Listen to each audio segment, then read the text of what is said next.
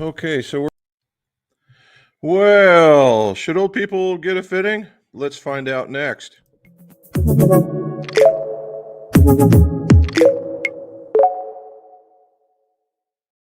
Welcome back to the McGolf Shop. Jim McCleary here.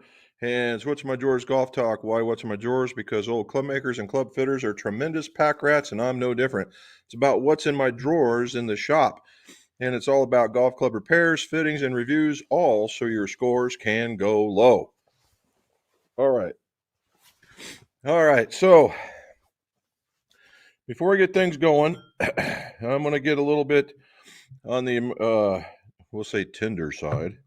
And today, I told you about my dad's passing, and that was in October-ish. And today it would have been his birthday and had been 89 years old. So, salute, Dad. I know you're in a better place. Cilantro. Oh, man, that was a good one. Charlie, we'll have to talk about that one. Whoo-wee, that was a good one. Okay. So before we get started, like anything else, I want to, again, my dad, there we were. He always liked getting out in the golf courses with me and getting out there and seeing stuff. And then until the point where he could, we enjoyed each other's company. And I got to thank him for that. Made me who I am today. All righty. Weekend work, right? We did a lot of fittings again, and we had a lot of work again. And as if you guys saw the show or saw the video, i.e. like and subscribe, if you would, like and subscribe, saw the thing on the second part of the workflow, you'll see that I had to do, that was this weekend. And because we had a lot of work to do. And this time I got pictures. So here we go. So this is the first set. This was and everything was kind of a reshaft. This is a set of the Wilson Dynaforge that we put onto a set of Acra for a longtime customer. And again, the BB&F ferrules. Here we are again, using the Acra I-Series shafts and then some blue MCCs. These things went together very, very well. And then we're going to combine them all to kind of shorten this out. There's the three sets. And the reason why we did it was an Acra day. Every one of them was an I-Series. And I believe every one of them is different than the next. So the one on the left happens to be a lefty set of single links that we did a fitting for. And I had to bend him up a little bit. Got him ready to go, and I think he's going to enjoy those pretty much. And then what we have here is a set of the, these are the righties. The ones in the middle are the lefties. And those are the new Dynapowers, okay? The new Dynapowers. I have a lefty, another longtime customer, wanted to gain a little bit of distance, and we fit him with the I-Series and some larger CP2 grips. And the other one up here wears jumbo Win grips. And then these are the Dynaforges that we were talking about with mid-sized blue grips. So as a closer look, there they are. These are the new Sterlings, new Dynapowers, new Dynaforged. I didn't think it was going to be like that. All right, kind of give you an idea. Here's the Acras. I believe that's a 5. That might be a 6, and that might be a 7. Kind of give you another look. It's kind of funny how even when you set them up, even the single links look like they're going like that. I would have thought the dispersion would be wider. And again, Acras, that one says a 5. I wish I could make them bigger. And you get that. And that was a 6. Okay, so I did get it, 5, 6, and 7. And then all the grips that we put on, and not a singular golf pride day. There was some Win in there, not too bad. And then today, just before jumping in here, that's the reason why I'm still kind of dark. We made some chicken on the grill since we didn't cook all this week, or this weekend. And there's what we made. Some chicken breasts. Grilled up some chicken breasts with a smoker. And as you can see, one on the left is a barbecued one. And I got a thumbs up from Mrs. McGolf. So we are in good shape. Okay. So now we got that one. Good deal. All righty. So a couple things. Hopefully you guys saw the last bit of the workflow.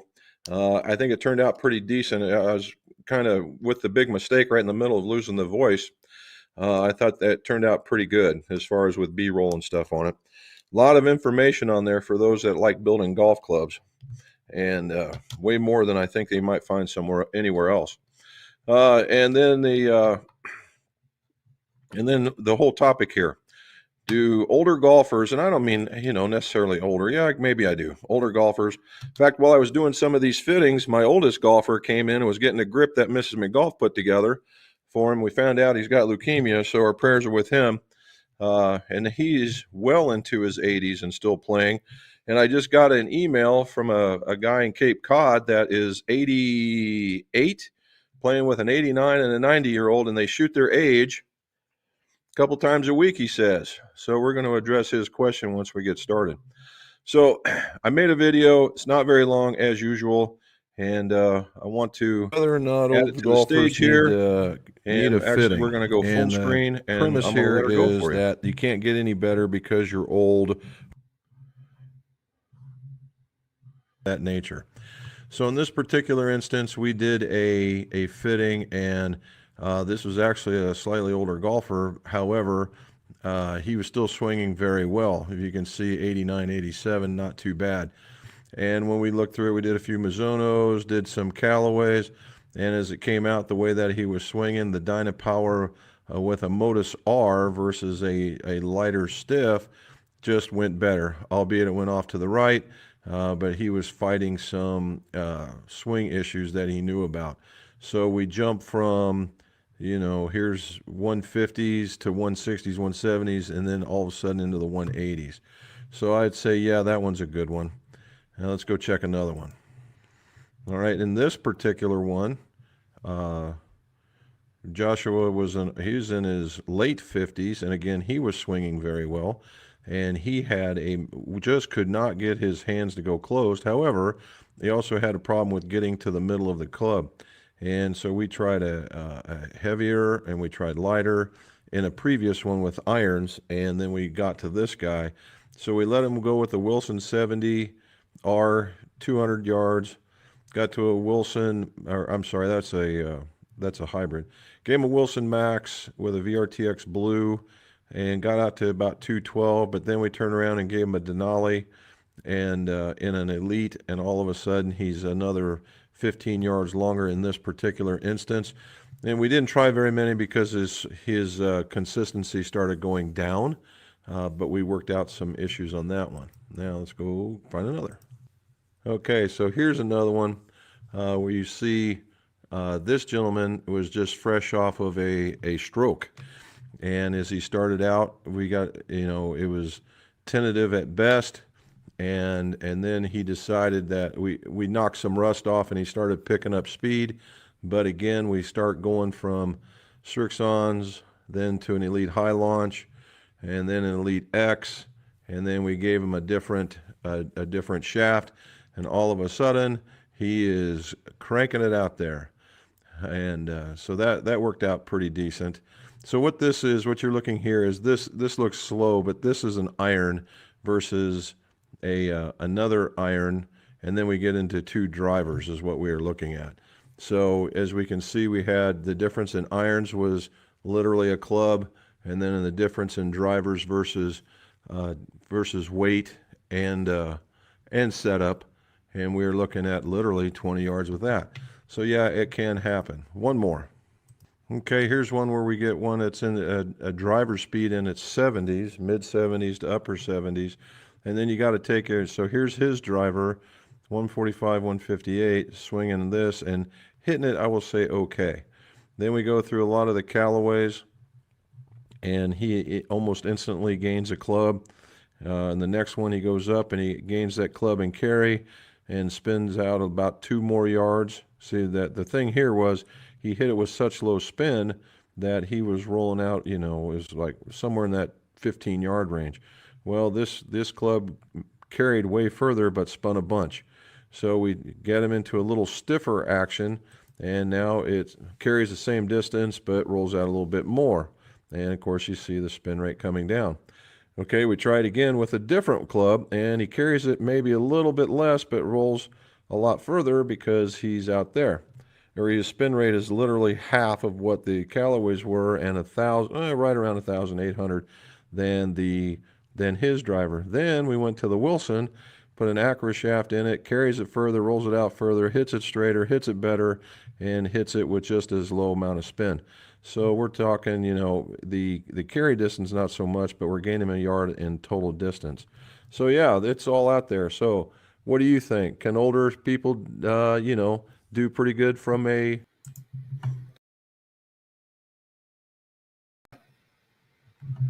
Oh my. I'm in there. There we go.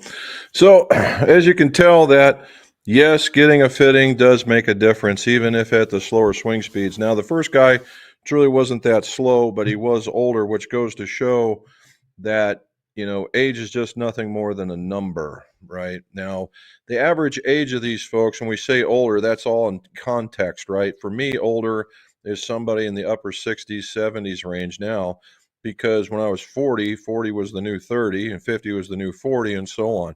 Well, now I'm in my 60s and now that's the new 50. So take it for what it's worth. But the real deal here is now the couple weekends ago, it was nothing but these high powered golfers just killing it. And it was a different fitting game. In this particular instance, as everybody gets older, they're trying to just create all this.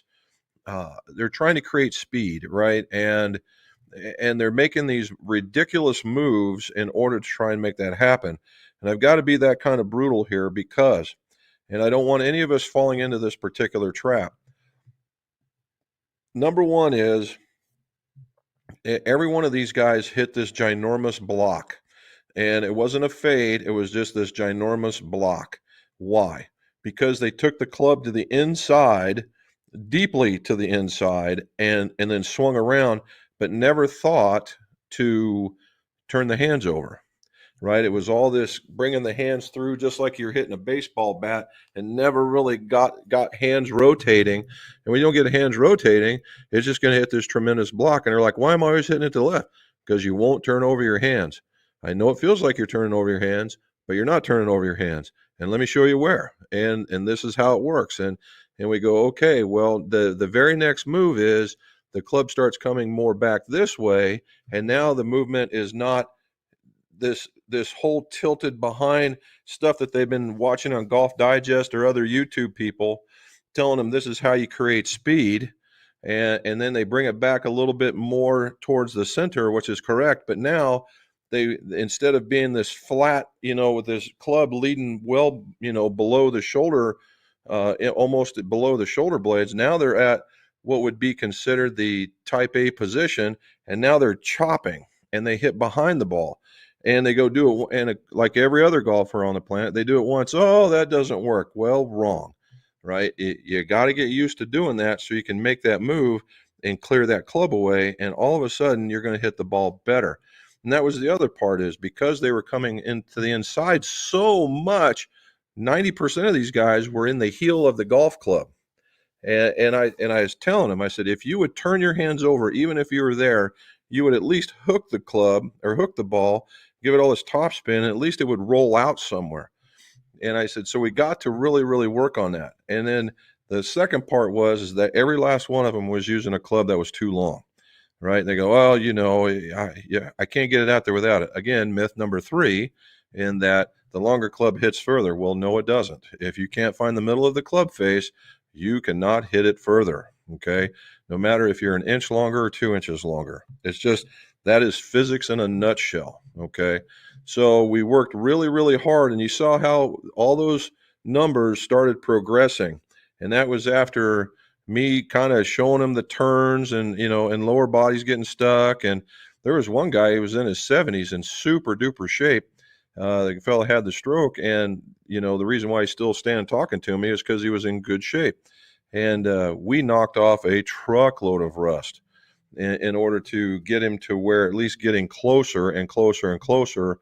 And we had to make some adjustments, like, okay, we know you're hitting this block, and if you keep playing, because he hadn't played for an entire year while he was recovering, I said, this is the problem, but you're hitting it well. if you make these adjustments, this should be better and go further when you get yourself lined out. And that's how we had to go about it. Another one with the single lengths, again in his 70s, had a very, very high, very, very vertical swing. It got about this far out and then went straight up. And I guarantee you, he thought he was way back here like this in a turn, when in reality, all he was doing was lifting his arm up. And then all of a sudden this happened, and then he dropped down. The absolute typical chopping wood. And once we got him to actually start making a turn, he started hitting a little bit better. So it was all these things. And what I was really fighting was an ingrained swing on the quest for speed. Okay, the quest for speed. And we all do it. We all have got to get there. We all got to get out of our own way. And we got to understand that. And then the terminology, and I've said this several times before, in that, when you get out there, they say, well, I got to hit this ball hard. No, you don't. Right? Hard is hammer and nail. It's like this. And when you do that, you're like, I got to hit it with power. And this is power, like a hammer and nail. Well, when you hit a hammer and nail, yeah, that's power. But we don't need power per se for hitting a golf ball. We need speed, right? You need to get the speed, deliver that club faster than you did with more power. You can hit it as aggressive you want, but if you swing 75 miles an hour and you feel like you're just driving it into the core of the planet, and then you relax and you hit it 78 mile an hour, well, the relaxed swing is going to go further. It just is. All right. And that's a hard thing for a lot of golfers, regardless of their age, from kids to mid people, to guys in the mid, to older fellas. We got to get over that, right? Speed is what gets us there. How do you create speed? With a tension-free swing, right? I didn't say slow. I didn't say gummy. I didn't say any other stuff. Tension-free. And once you get past the tension-free mark and just allow yourself to go, wow, that was a pretty good hit. Because as golfers, as soon as we nuke one, you go, wow, man, that was a really easy hit. And look at me, I beat it. And the very first thought in all our minds is, I got 10 more yards in that swing. No, because now what happens? This happens. And you're shaking, and you all tense up, and then you take this massive swing and you dribble it 40 yards, and you go, wow, why was that a problem? And you go, I just hit the other one and I barely swung. Well, no, you hit the other one and you were swinging about as fast as you can possibly make it. It was just effortless. Where the other one, where there's a whole lot of effort and a whole lot of tensed up muscles, and you couldn't make the swing. But it felt powerful. Again, not the right word. Speed, not power. Okay. I don't know what the heck is back here, but it's itching me. Okay. So there's my soapbox. I got all the way on it. And now I'm climbing all the way off of it. So I wanted to, the one I told you about, Wayne from Cape Cod says, been watching for a long time. He's cutting down his driver based on Tom Washon's recommendations. And I love Tom to death. He is a super nice guy and extraordinarily knowledgeable, and he'll stand by his numbers, but I think his numbers are a bit conservative as far as driver length goes, and when you measure the hand and that kind of stuff. I think we could probably add about a half of an inch to his numbers and be closer to more of a modern, taller golfer. However, my understanding is when I shorten a driver, the flex goes up, i.e. 1.5 inches off a lady's flex will make it play like an AR. No, it won't. Now, it depends. Normally what this means is that they're pulling a grip and they're cutting the length off the butt and they're putting a grip back on. No. All right. So we've talked about this one. All right. Flex on a chart is a combination between, on a chart, you'll have the CPMs and you'll have the length. All right. And what you do is you go find the length, you go up and find the CPMs, and then there's a line that goes about a 45 to a 40-degree angle. And you got to pick however the chart's laid out, and you find that line or whatever's closest to it, and that is the flex.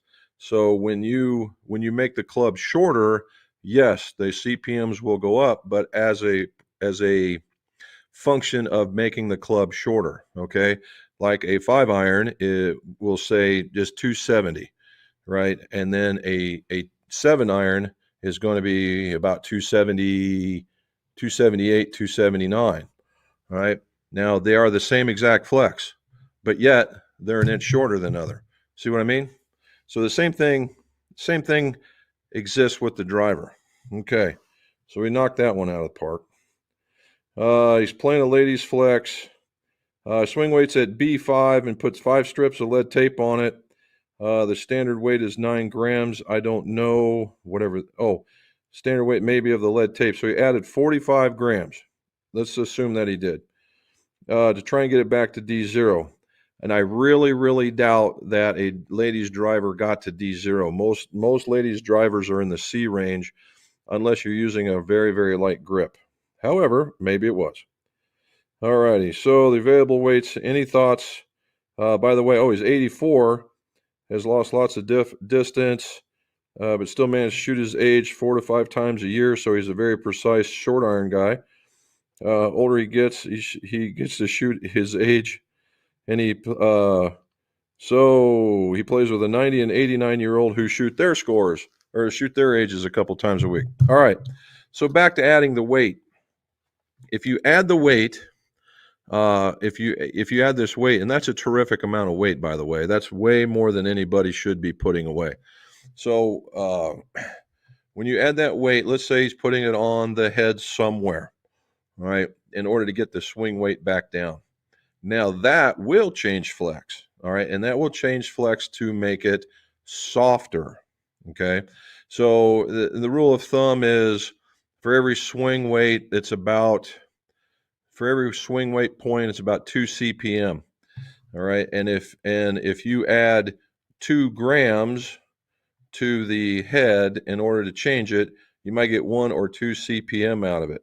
So we're looking at around, let's just say for easy math, around 14 or 15 CPM change to the lighter, which could make it very, very, very, very flexible, maybe to the point of too much. So we always got to look at that. And when you make it shorter, and a lot of people fall in this trap, when you make the club shorter, you might not need the exact swing weight, okay?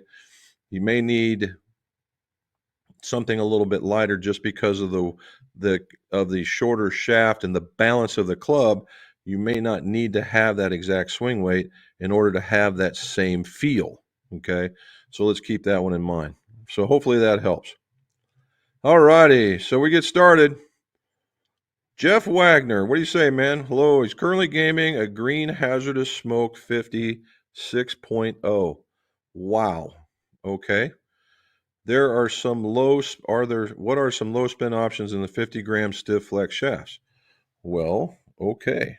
I like that question. So as far as low spin, I'm gonna go off of my wall first. There is a Graphite Design has an XC shaft. And I believe it comes in a 5, and I believe it might even come in a stiff. And that is a very, very, very, very, very, very low spinning shaft. Okay, that would be one. Another one is Denali comes out, and they've got different color codes, and they do have a 50 grammer, and there's a black which you'll see on a lot of fitting carts. There's a blue. I like the blue better for you in this particular case. If you want to keep going and not go so, we'll go exotic, so to speak, then I would go with the Acra GX. All right, that's their middle of the road golf club, and it's the GX Red, low launch, low spin. That's what they're all about. And then another one, if you want to go again exotic one more time, the Acra Shogun in the red, again, in the proper weight. I don't know if they make a 50 in that one or not. I'd have to look. In the more mainstream, I'll give you one more. In the more mainstream, if you can find it, and I believe it exists, is the Tinsy Black. All right. And now we're talking super low now. I'm not getting like, this little tweaks. I'm going for the total end of the spectrum because that's what the green does. Okay. The green is the friggin' alpha dog, for aggression. And at 50 grams is kind of unique. And that's where I go. Oh, and one more, if we can find it, I have to go look. The Acra TZ, there's one in there. The Acra TZ is very beefy and we could do that. So hopefully that helps. Matt shot a 72 in freezing weather. Well, okay. Very nice to get out and walk 18 holes. His thoughts that every player needs to get fit for clubs and find the middle of the club face. You are the man, and absolutely 100% correct. All right, John Cherry, buddy, what are you saying in Myrtle Beach? He says, no matter your age, who you are, everyone should get fit. Again, I don't disagree. Now, there'll be one time where I probably will disagree with you guys. And that coming from a fitter, it's kind of crazy. But a brand spanking new golfer, probably, unless they're extraordinarily short or extraordinarily tall, I would say get them what I call golf in a box, which you can go to a big box store, say like a Dick's or a Golf Galaxy, and spend a decent dime, $1,400, $1,500 on a set of golf clubs. But you pull it out of a box, take the plastic off, throw some balls in it, throw some tees in it, and you're golfing. Let them go out there and let them, learn some etiquette, right? Learn some etiquette so you don't damage the golf course real bad, and just go out and have a little bit of fun. Get a handful of rounds under your belt so that at least you can develop a swing. All right. Do I need consistency in order to do a good fitting? Not necessarily. However, we do need to be able to know how to play the game, because a brand spanking new fitting or a golfer who comes into a fitting, it becomes more of a lesson, because now I'm teaching them how to hold the club, how to make the stance, how to make the turn. And what I'm doing is I'm cutting the fitting short so that they can get to that part. Now, maybe that's what they need, and that's what they came in for, and okay. But if you're just talking purely fittings, then I'd give them 6 months, give them 8 months, and then come on in and get it taken care of, and then take care of it. But outside of that, yeah, every time. And oh, by the way, Matt, awesome round, dude. John Lamb says, Matt Revlock, nice round. Hope you didn't get any stingers at that temperature. No kidding. What's John Lamb's thing say right here? It says, may thy ball lie down in green pastures. Very cool, man. Very cool. All righty. John says, fittings will take strokes off your game, instill a lot more confidence in your swing, game, shot making, and generally improve the fun. There we go. Don't hesitate to get one. I agree. I love these sentiments. They're absolutely 100% correct. 100% correct. There's Charlie. He's in. So, Charlie, here we go.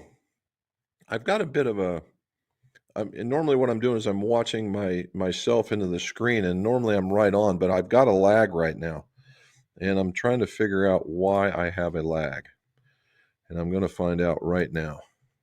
And there it is. Okay. We're going to fix this. There we go. All right. So hopefully it catches up. I went into 5G, and we'll see what happens now. Okay.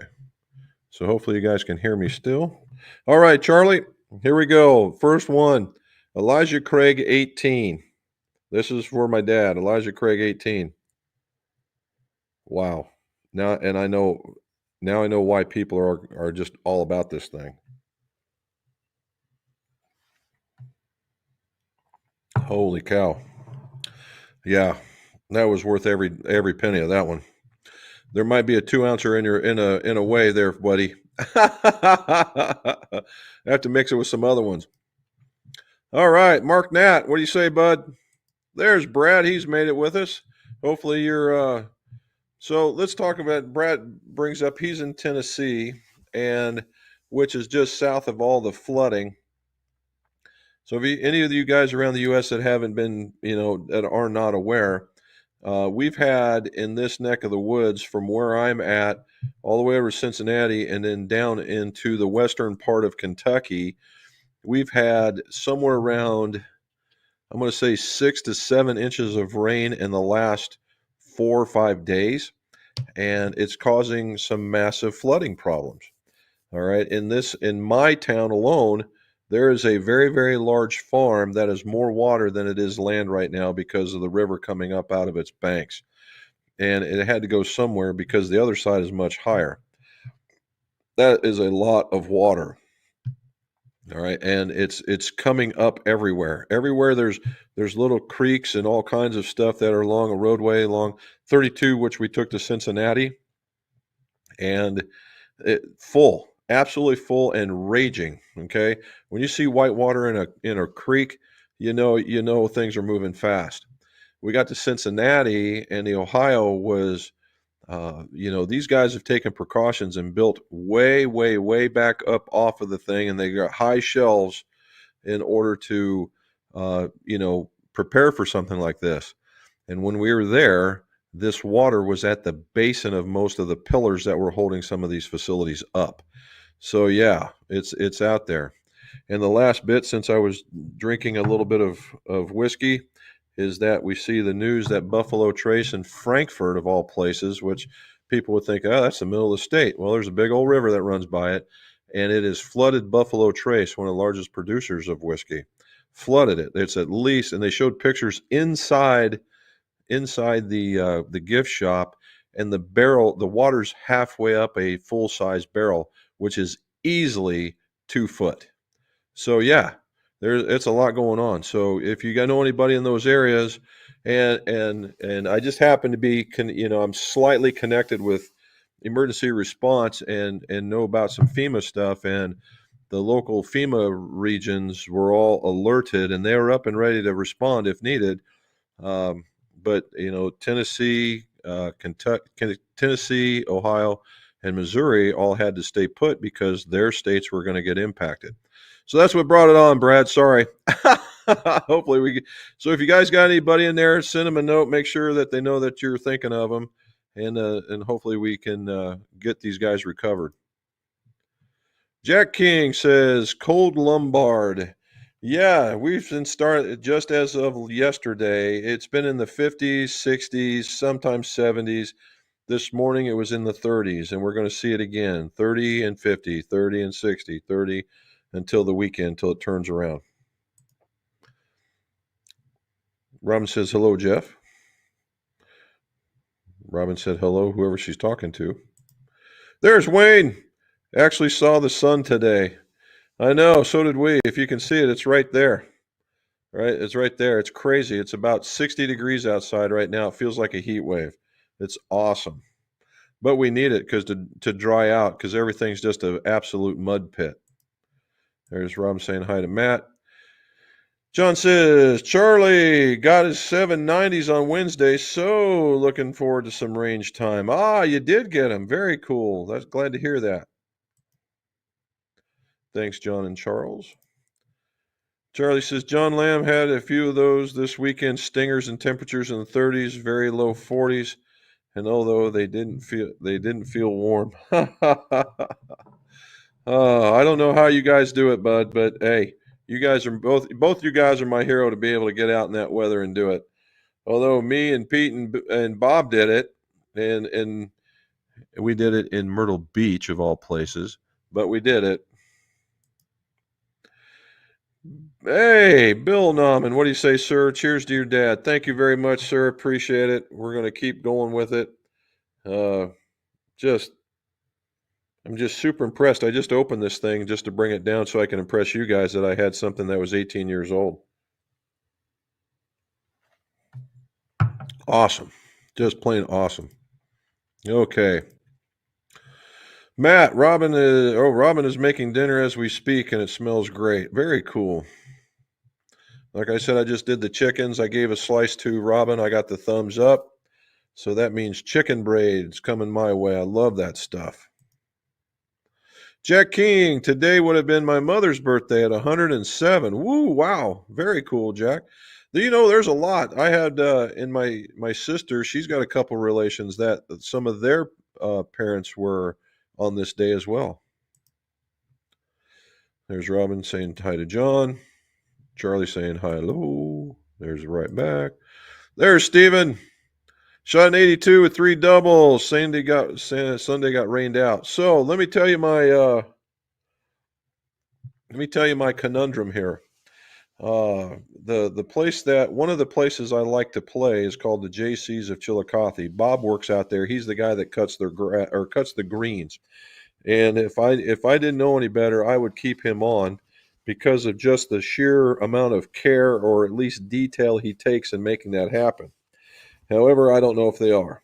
And why is that? Because this year they are tearing up all the fairways to replant into a different kind of grass.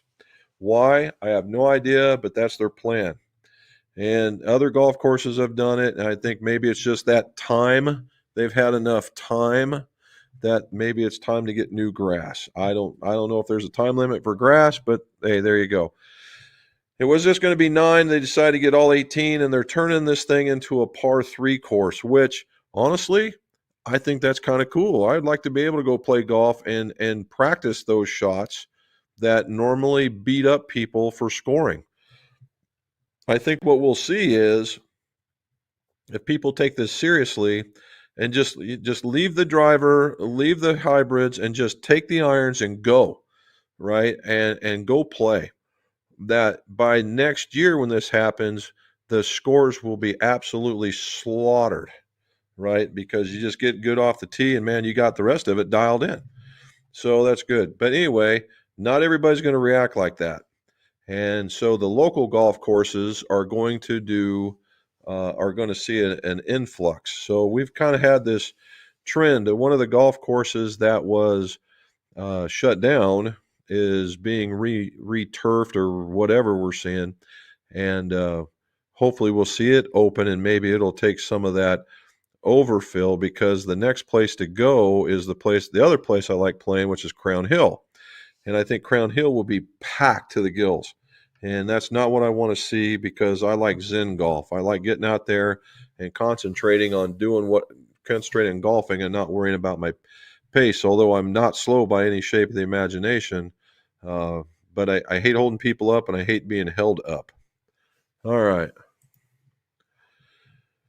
Oh, is she over the poison ivy bout? Almost. I would say almost. It's almost gone. But the knee thing is the knee thing is the trick now, and we'll see. We're seeing a doctor on Wednesday. Peter from Myrtle Beach played this weekend, 76. I have fitted 6 times. Unfortunately, I sold the clubs within 6 months of getting them. It's just me. Oh. All right, there's Krister. He was sick last week and had a legendary man cold. Almost didn't make it. Oh, man. Well, all the used club manufacturers on the world were on high alert, Krister. So I'm glad to see that you're making it back. He's sitting in a competition committee, and had our spring meeting yesterday. Well, very cool. We'll make the rules so that they're fair for everybody. John says, hi, Jim Robin, and all the other McGolf addicts. Don't forget the thumbs up. Hey, thank you, John. Totally forgot.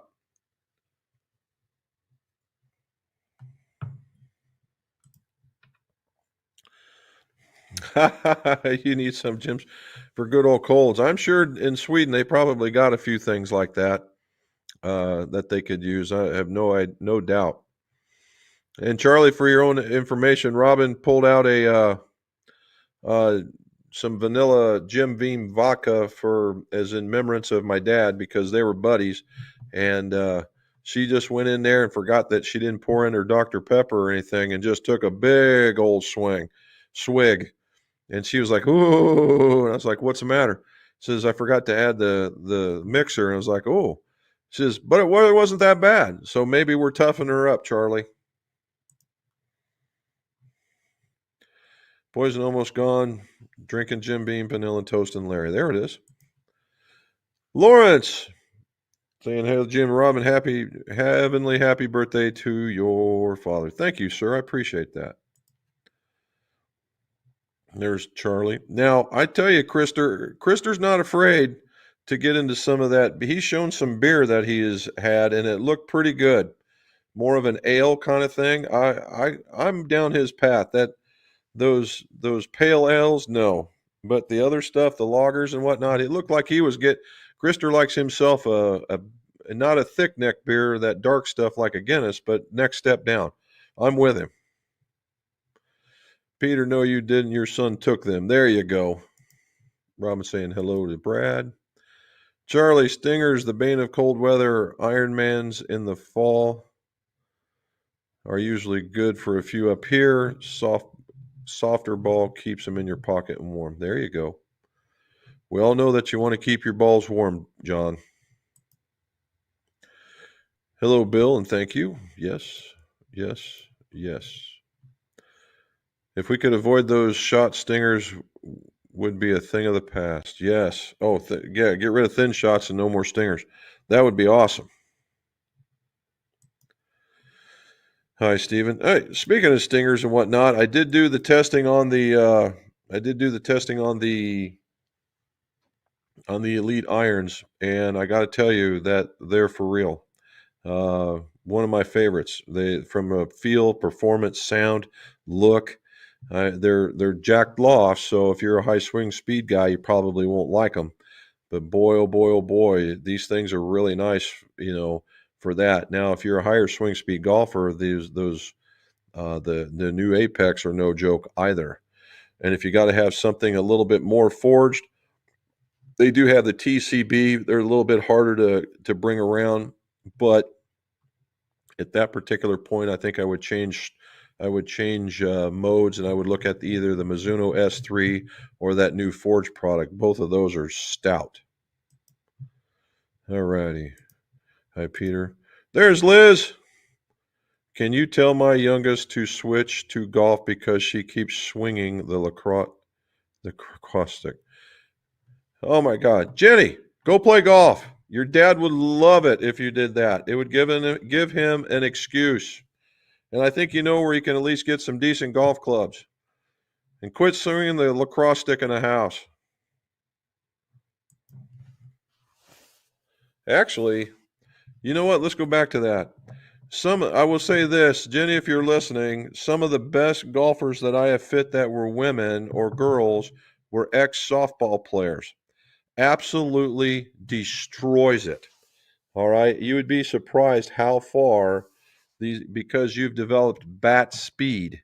And the very thing that we are talking about is developing speed, you've already overcame. And if you could do that, holy moly, good job. And I know you do because my niece is like a freshman and playing on like varsity, and she's a hitter of all things. And she's just that good. Okay.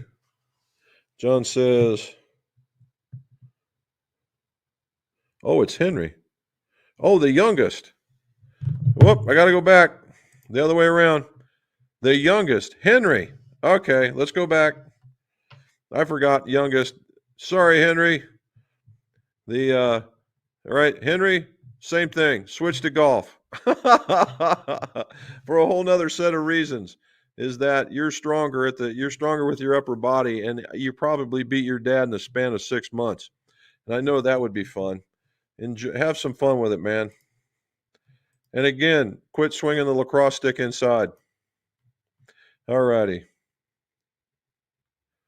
Did you muscle up on the steroids? I tell you what, John, the steroids put her in 4th or 5th gear for 2 days. She's like, well, I think I'll go do this. I think I'll go do that. I think I'll go do this. And then magically she says her knee hurts. I wonder why. Thank you, Lawrence. There we go. Jim Beam is a cure for poison ivy. Yeah, it could be. Particularly, you could pour it on it or in it. Robin, yes, John, I did that a lot last week. That I'm seeing the ortho. Yep, had an MRI. Charles, I hear you on that. Thin shots, mine are usually a result of looking for just that little extra bit out of the club. Bad habit, hard to quit. And John, join the clan, dude. That is one of the most common type shots you've ever seen. Alrighty. So anyway, Robin says, thank you. Yes, I'm feeling better. Got back to work yet today. Very good. Glad to hear it.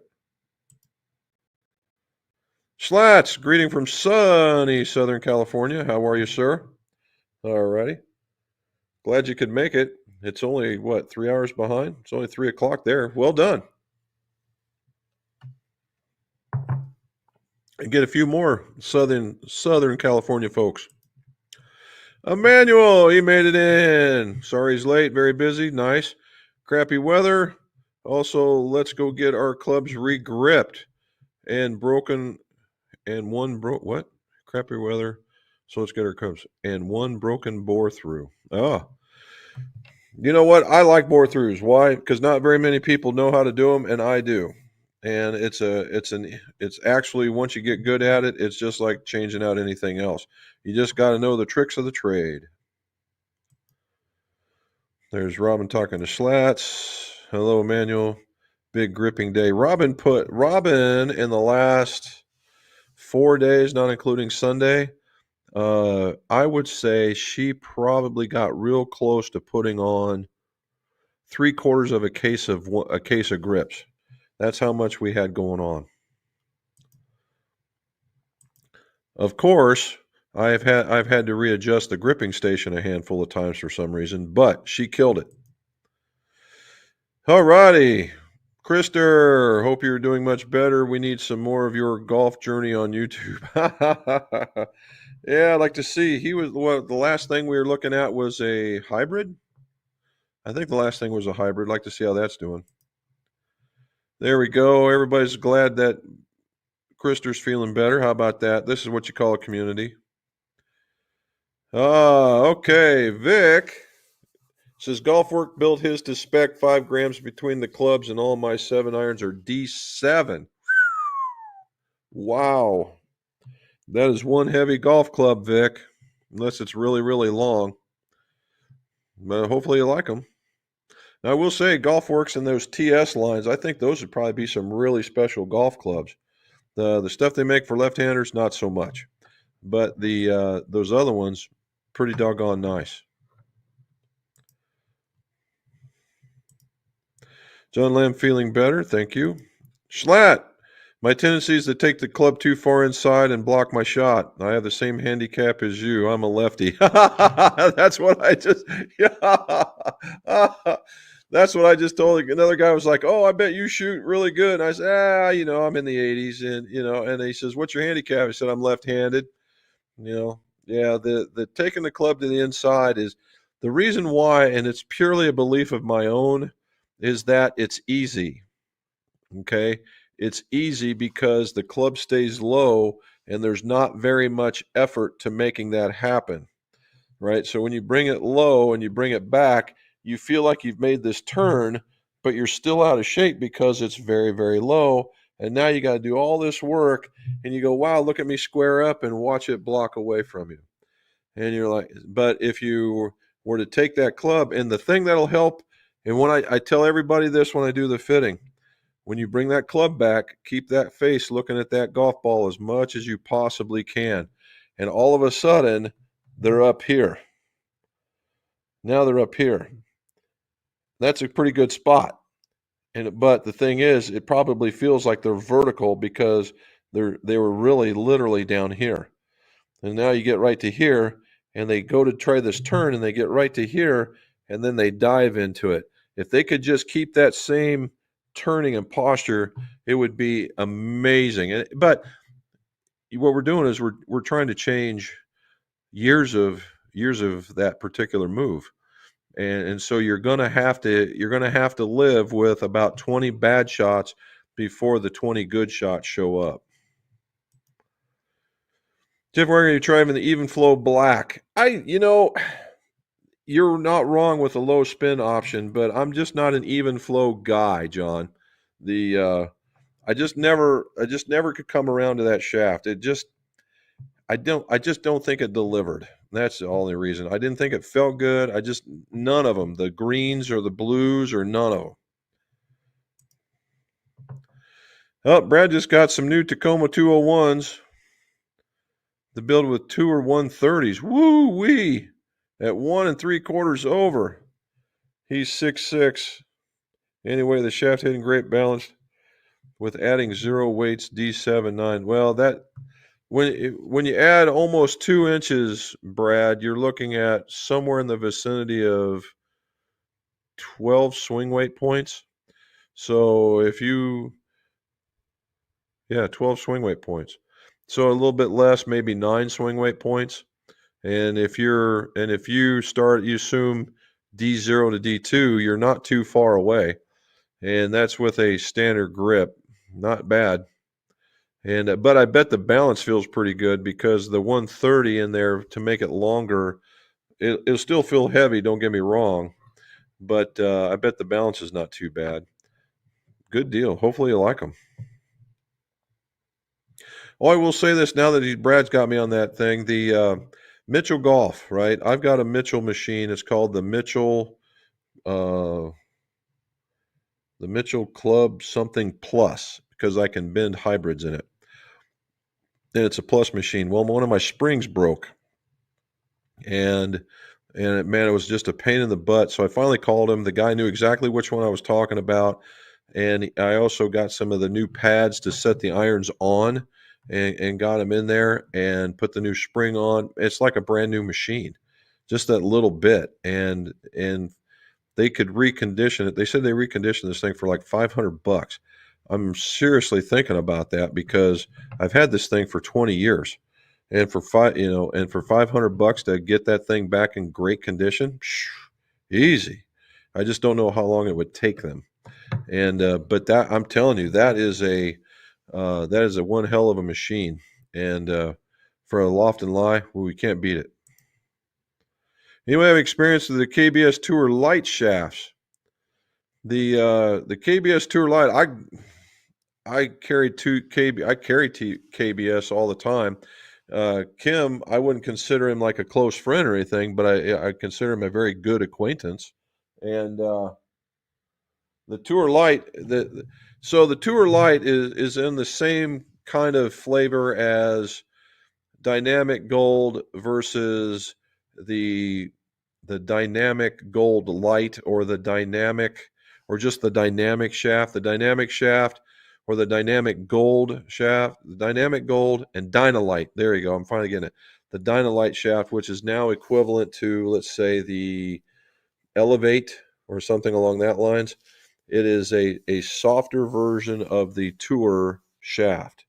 Okay, so the Tour shaft, it will hit the way that the Tour shaft, once you hit a ball, it goes up, it flattens out, and then it comes back down. Where the Tour Light is a lighter version, it should give you a little bit more kick. And I'm not going to say it's going to go hit like this and come back down, but it should go up a little bit faster, still plateau out, and then come back down.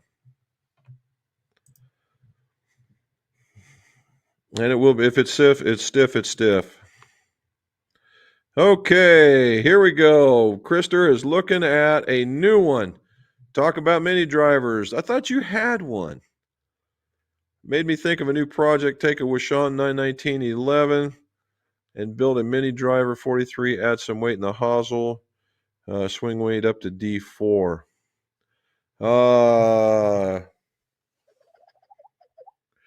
Well, it's not bad. Matt carries that very driver, and the guy can hit it anywhere he wants. But it's probably going to look a little bit bigger than your standard mini driver because the mini driver is going to look like a very tall-faced version of a 3-wood.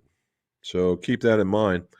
And with the ports that are in the Wishon head, because you have the hosel and then you have the ports that are in it, you could put a tungsten weight in there and really go to town with it and do that.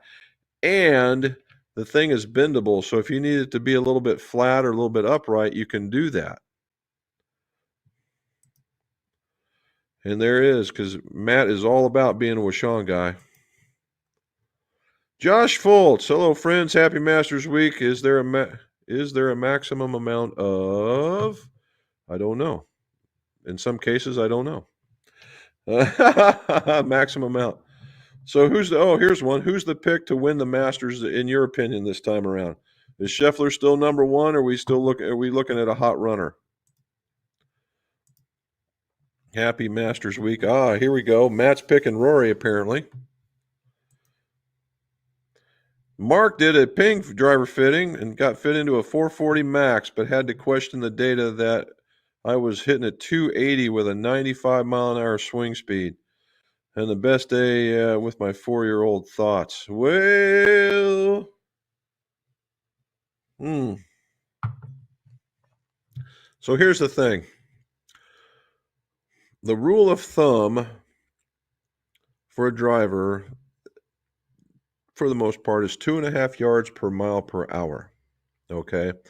So if we did 90, that would be 180 plus another, say, 45.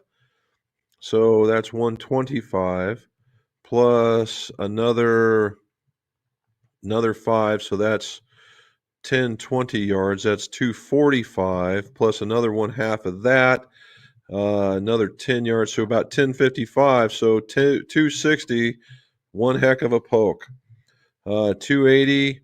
You must have absolutely what's either happened, Mark, is that you hit some very, very, very low spin shots and got an exceeding amount of roll on the club. Now, if you're playing in places like South Carolina, Florida, Georgia, Texas, that are fairly flat, then that's a great thing. If you're playing in the mountains like Tennessee, Kentucky, here in Ohio, or even when you get up into New York in some places, that's not so much. Okay, so we got to take that into account. Matt Revlock, I gave the 2 THI head with a black Wishon 2S 2 seasons ago. Yeah, I would the black shaft was right up your alley, Krister, but Tom wasn't real big with shafts. He was really big with head design. If you could take that and put something else in it, it would be awesome. All righty. Josh wants to know times you pull a shaft adapter on a graphite shaft and feel okay with it structurally. Oh yeah, all the time. That's becoming, Josh. It's pulling an adapter is becoming a norm anymore. All right, the bonded club is the only time we're doing bonded clubs anymore is irons and wedges and putters, and where now fairway woods, hybrids, and drivers are becoming their adapters. It's just part and parcel of the gig anymore. So what I tend to do is and you get them from GolfWorks. It's an adapter pulling outfit, and what it is, it's nothing fancy. It's a set of screws with color coded heads on them to tell you what the sizes are. So you get a kit, and it fits basically every adapter size you can possibly think of. And let me tell you, yes, they are different. Okay. The Mizuno is different than the Callaway, is different than the Titleist, is different. I mean, they're different. And the biggest thing and that makes the whole set is a stinking washer, right? And it's a washer that gets pulled up against the puller, and the head is big enough that it holds on to the washer. And so you screw that in as deep as you get. So you got all this thread engagement, and then you put it up there, and you got to extend your puller maybe this far. Pulls it right out, not a problem. And if you wanted to leave the ferrule on there for something else down the road, you could do that. If you don't worry about it. Not a problem there. The reason why I like that is in the past, some of those adapters have slipped through the V section of my holder, where the shaft will go in there like that, and it'll slip through. And when it does that, it scrapes the sides. It doesn't make it functionally bad. It just makes it look cosmetically poor. And so I don't ever have to worry about it when I do this. All right, I normally play D6, but even with the 2-star jumbos, that's as light as I can get it without counterweights. I'd play it and see what happens, man. You never know. You might find out that that's just the way to go. And good choice on the star. I'm not going to get political, but we do have to look at the if I find it hard to believe that golf equipment would be part of a tariff but it may become a reality, and you see that. And stuff made in the USA is going to be a very popular decision because of not having to pay that extra. And Star Grips, if you're looking to grip, I'm telling you, look at Star Grips because they are a very good grip. They're very durable, last a long time if you take care of them, and they're very customizable in the idea of colors. And they just got that new one out called it's the aggressive model, and I just forgot what the number is. I forgot what the lettering designation is, and it's a very aggressive grip. And that would be a very nice one for those that have sweaty hands, and the colors and the sizes. All right, Matt says he games the 919. Yep, with the Acura Tour Series. There you go. And I've been it for him too. We had a warm day in Jersey at 74. Nice. We like that. Jim, my lips are puckering, my mouth is watering with you and the Elijah Craig 18. Dude, I am telling you, super duper nice. I was just crazy. So I brought it back up, and that probably make me talk a little bit more. And you remember the preservation, the very old St. Nick? You're looking at the last of it right here, man. And I'm telling you what, they both got to run for the money. Wow. Oh, my. Yes. Lawrence shot an 83, but saving par after hitting OB off the tee on a par 4 was the highlight. Well, damn right. Hit the pin from 148, and it stopped a half of a shoe length from the hole. Nice. Now, I'm here to tell you, that's awesome, Lawrence. That's awesome. When you guys get a chance to watch the Masters this week, and we'll talk about that on Monday. We'll call it the Masters Review. How's that? And that's going to be when somebody hits the pin at the Masters, if it stops like it did for Lawrence, it will be an absolute miracle. Okay, absolute miracle. Up, I hear Mrs. McGolf coming in. Nice save, Lawrence. Yep. BC, there he is. Upstate South Carolina. Start of the golf league rained out today. Hope everyone is safe in the heavy rains. So do we, bud. So do we. Glad to see you're back in here. Thank you. It's 37 and raining. Ooh, no. We got 60 degrees and sunny, but tonight it'll be 37 and it'll be sunny, and then the rain's supposed to come back. We're having a celebration at work.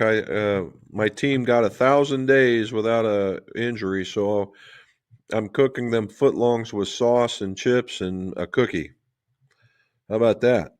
Imagine me cooking hot dogs.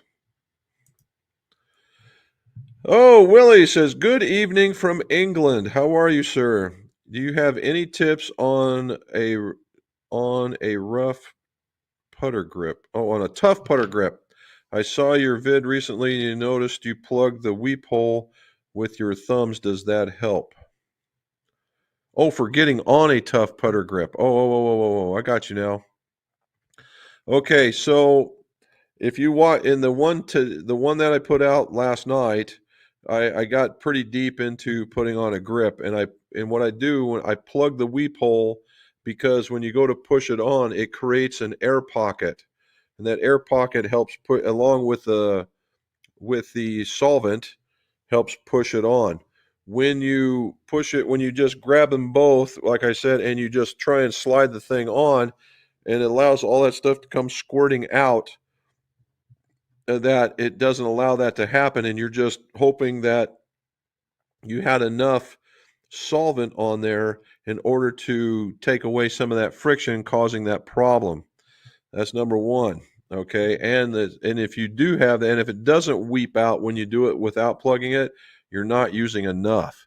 All right, the very first rule of thumb when you're using solvent is use enough, right? And on putters, they can be kind of nasty, and I'd fill them up about, if you're having a tough time with it, fill it up 3/4 of the way and make sure all that stuff gets on that tape so it's nice and lubricated so that you can slide it on.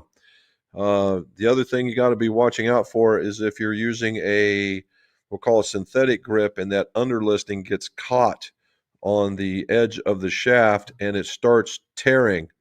If it starts tearing, it's over. You got to pull it off, and you've got to kind of go like this to kind of get past it so that you can get going, because other than that, you've just ruined the grip and you might as well go get another one.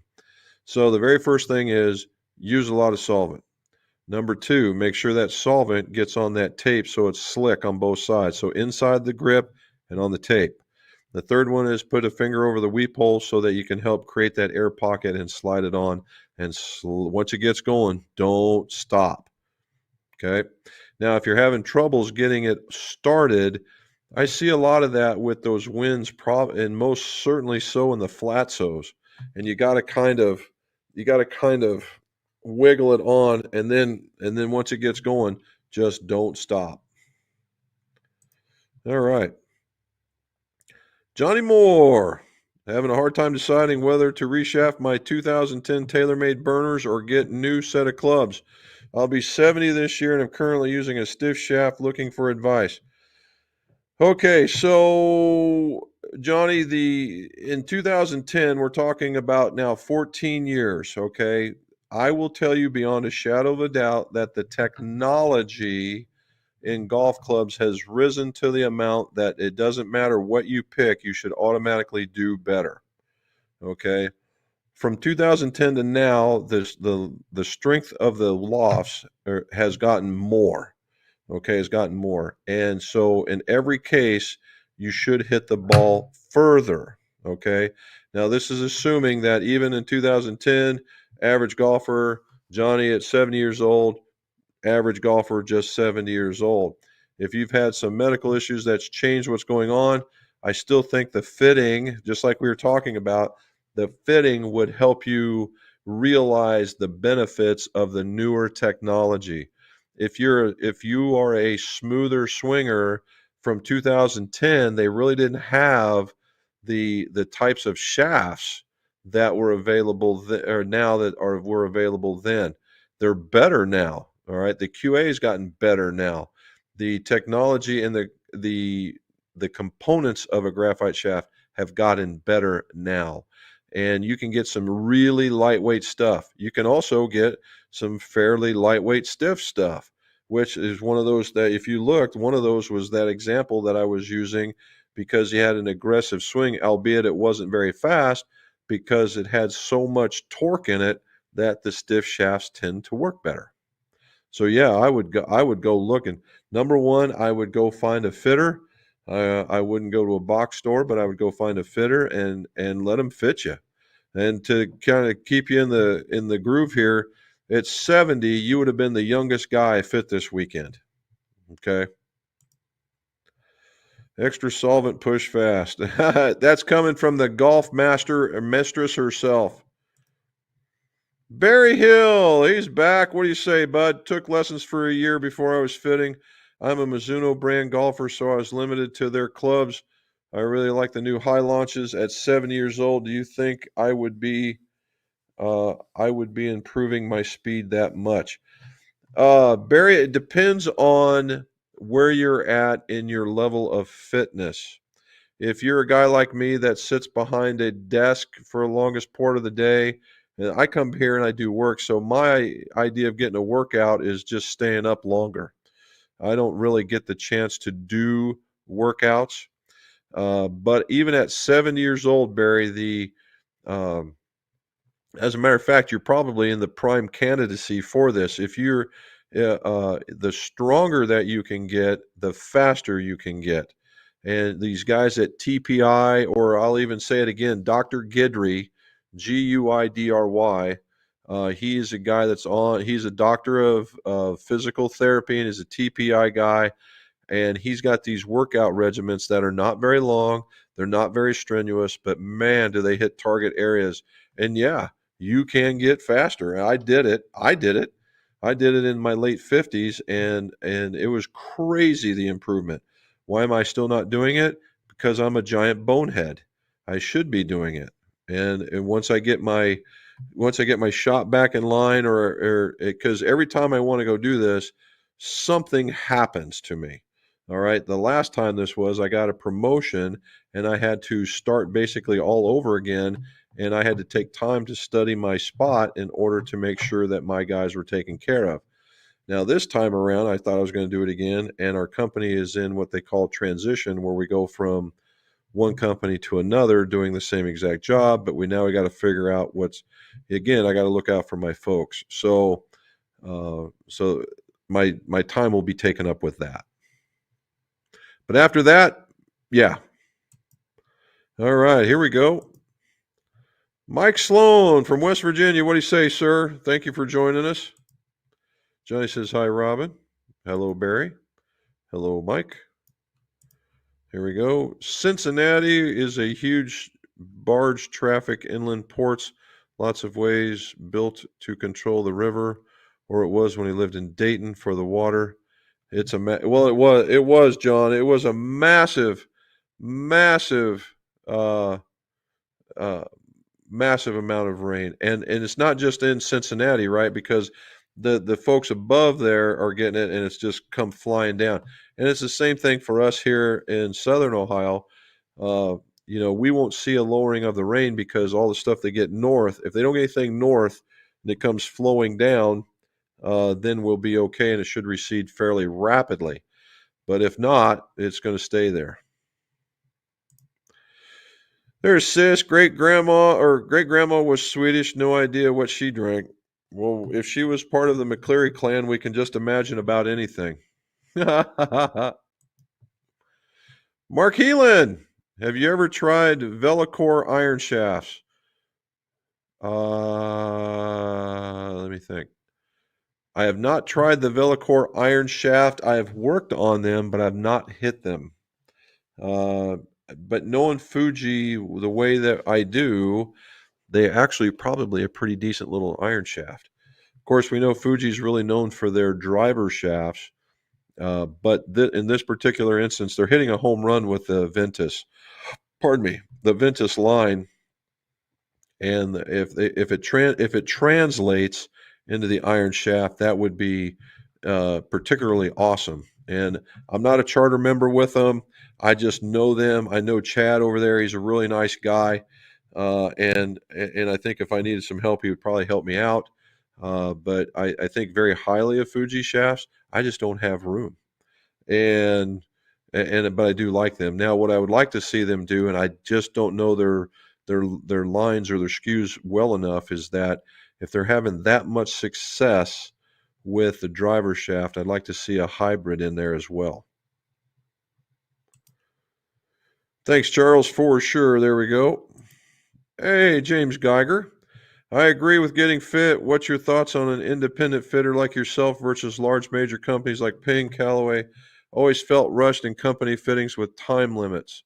And you would not be wrong, James. There's a lot of truth to that thought, that within their game plans, there is amounts of. So let's get back. They know that they have a finite amount of offerings, right? So each manufacturer has a finite amount of offerings. They have a finite amount of heads, the finite amount of shafts. So assuming that you're staying in the stock range and not in the aftermarket part, where then all of a sudden your offerings explode, right? Then there is a certain amount of time that they feel that somebody should be able to fit you into. And in that particular model, and let me say this before I go off the deep end, I don't disagree with that idea of the model. What I disagree with is that they think that everybody can hit a 38-inch 5-iron and a 45.5-inch driver when nobody hits a 45.5-inch driver, and the lion's share of the people between 37.5 and 38. So yeah, I just wish they would take their fittings one more step further to get the proper lie and the proper length of a golf club, and then get them into their product. And if they did that, those fittings would be stellar for that product. Now, the thing is, now there's for each one of those, right? Now, independent guys don't really hold a brand affiliation, right? I carry 4 different golf companies. Why? Because of their availability and the fact that I know them, and that's about all I can carry. Now, larger ones, let's just say it, Club Champion, they're huge, right? They're huge, but they take clubs apart and they put them back together where I build them. Now, they can do the same thing, right? If they get in the same programs I do, they can do the same thing. And do they? I would imagine that they do, because their volume has got to be tremendous. All right. And just like independent fitters, some of those guys there are very good, some of those guys are not. So you've got to kind of weigh that and be very open to what they're telling you, and be very skeptical at the same time. Uh, of course, I'm an independent guy, so I'm going to think that we do it better because we can take the time to work on swing faults to help open up the amount of clubs that are available to you, as opposed to just throwing a stick underneath of you and telling you to swing it. Uh, and so that's just where that's at. And when you have people like me, when something goes wrong, you come to a person like me, not you go to Johnny B at the local large box, and 2 weeks from now, Johnny B is now working at a golf course, and you don't have that same, and so nobody knows what's going on other than notes that are on a computer screen. But outside of that, there you go. But get a fitting. Welcome, Robin. There we go. There we go. My wife played field hockey in her younger days. She was shorter backswing, as you can't take the stick above your shoulders, but she crushes the ball with that history. Yeah. And you know what? There's a lot of guys that are on the tours that have a shorter backswing that absolutely murder it. So there's nothing wrong with that. She probably needs something a little bit stiffer, because she's loading that club up like nobody's business. James got fit for a Ping 430 irons, and they never tested different lengths or swing weight, grips, size. Feel like I'm always tinkering. Yeah, that I would agree with that.